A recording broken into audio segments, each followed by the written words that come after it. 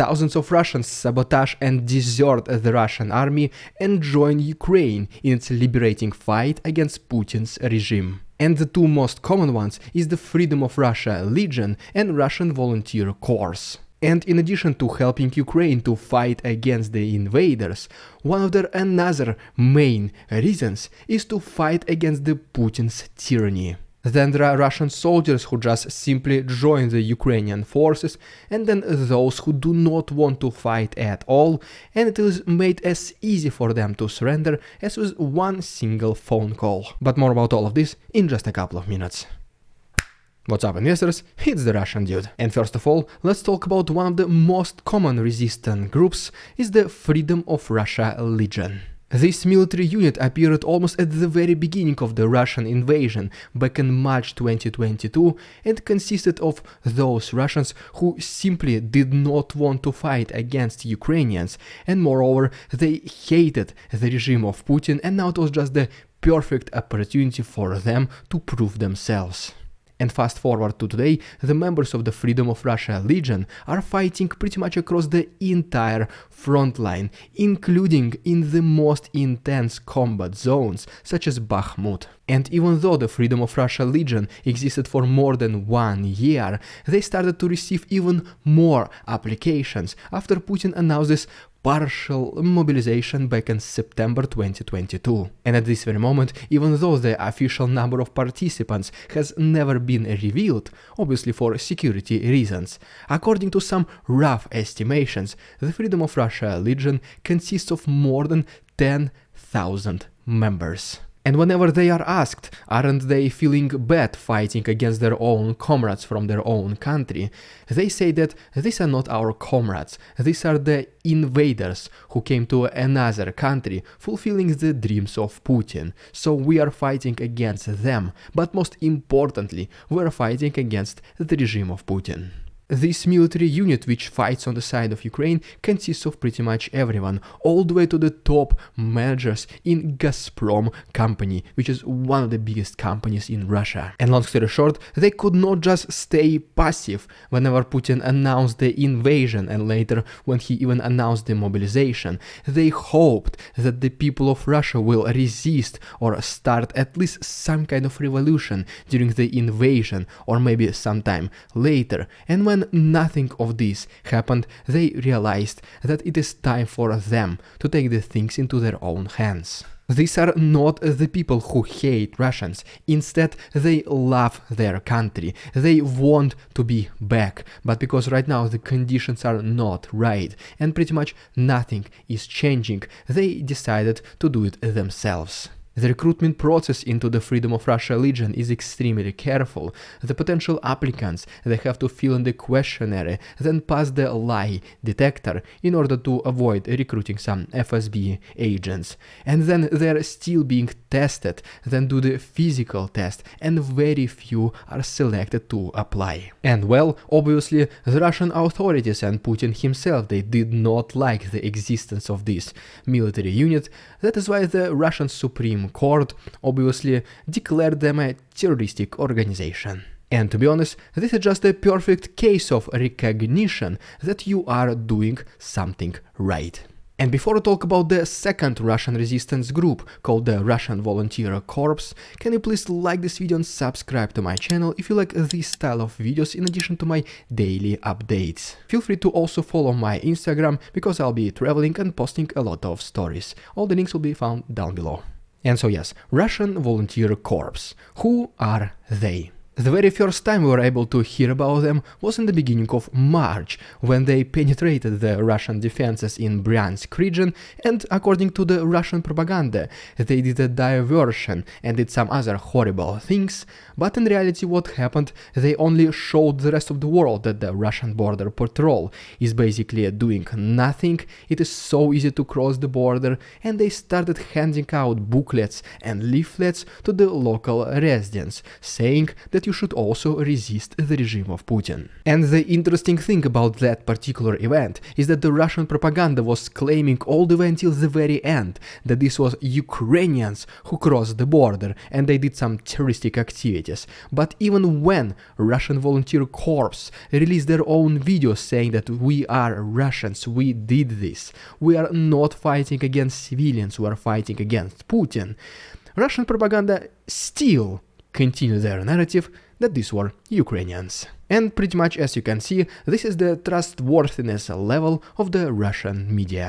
The idea behind the Russian Volunteer Corps is pretty much the same as the Freedom of Russia Legion, and they both fight on the side of Ukraine, but these are two different military units. And as you can imagine, the selection process is also extremely careful, because they do not want any Russian infiltrators who want to destroy this unit from the inside. And well, as you can imagine, the Russian Volunteer Corps has also been placed on the wanted list by the Russian Ministry of Internal Affairs, even though Russian propaganda never acknowledged that it was them doing these activities in Bryansk region. And well, so right here we have two Russian resistance groups, the Freedom of Russia Legion and the Russian Volunteer Corps. But there are regular Russian soldiers or just fresh conscripts who are brought to Ukraine, and they prefer to sabotage and desert the army and simply fight alongside Ukrainians against the Russian invaders. And they also range pretty much from anyone, from the very basic private all the way to even some officers. And long story short, the idea behind the resistance is pretty much the same.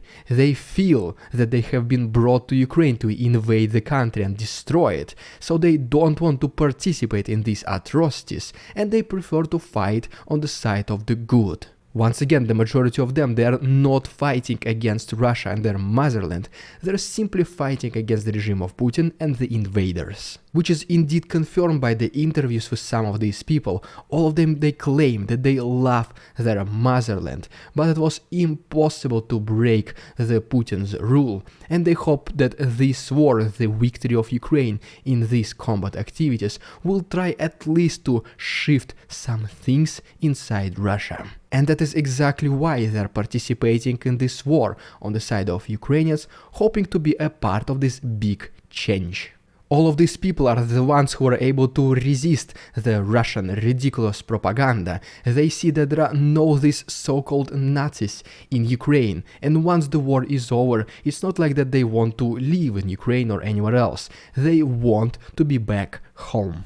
But until the war is over, I don't think they'll be able to do it, because they are facing some serious jail time once they're back in Russia. And ultimately, those Russians who do not want to fight at all, well, there is an option for them as well. They can simply call a Ukrainian hotline "Я хочу жить", or which is "I want to live", and pretty much surrender. Whenever they are calling this hotline, they are greeted in a Russian language. They are asking, so how do I surrender? They are given the proper instructions to bring a white flag, to detach the magazine from your weapon, to pretty much put it on the ground, to show your hands at all time, and do everything very slowly.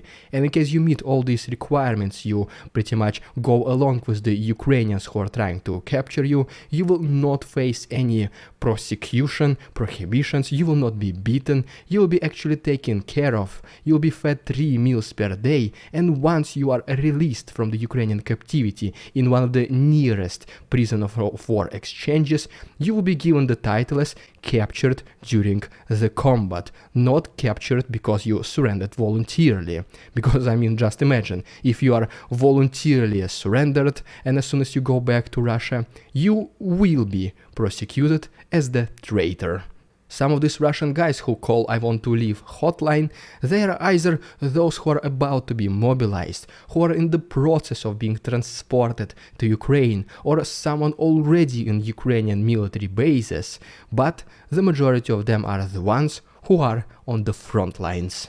Because, I mean, you can be couch patriot all you want, but once you're actually inside Ukraine and you're fighting every single day, you cannot sleep, there is not too much food, and there's death around every single corner, your perspective, it does change. And according to the statistics given to us by the Ukrainian authorities, since this program I Want to Live has been launched, and all the way until the beginning of this year, it had almost 14 million visits, with the majority of them obviously being from Russians, and at least tens of thousands of Russian soldiers in one way or another sooner or later surrendered to the Ukrainian army. And obviously, openly talking about surrendering to the Ukrainian army is strictly prohibited within the Russian forces. That is why the majority of these guys who learned about this program, they either knew about it in advance, or it passes as a word of mouth, or in these so-called business cards, which Russian soldiers pass along to each other who they trust. And another critical statistics given to us by the I Want to Live hotline is that there is a lot of requests to surrender by Russians whenever Ukrainians are counterattacking. There was a big surge during Kharkiv and Kherson counteroffensive, and guess what? Even though Ukrainian counteroffensive might not be in full force right now, but Russians, there is still a surge right now in these requests. And so, pretty much yes, it is not too many people who want to go to war, but it is even fewer of them in Russia who know, majority of them, they do know that they're being sent into another country to dictate the rules of their questionable leader. And I'm almost positive that a lot of Russian soldiers, they know that they are invaders, but they cannot do anything out of fear for prosecution. And that is why some of them, they decide to join the Russian resistance military units, others prefer to fight alongside Ukrainians, while the rest just do the surrender. There is simply no way tens of thousands of such cases will be happening inside the country, which calls itself the Liberator. And the sooner more regular Russians understand this simple truth, the better their own future will be. And hopefully one day in the future the bright days for Russia will begin, and this will honestly be the happiest and the best episode for me to make. And if you don't want to miss it, just please consider subscribing to my channel, it only takes one click. The best way to support my work will be through my Patreon, where you can unlock hundreds of uncensored extra footage every single week. You can also become my channel member and unlock exclusive channel badges and emojis, or simply use the PayPal link. Everything can be found to the right and down below. Thank you so much for attention, товарищи, and see you tomorrow.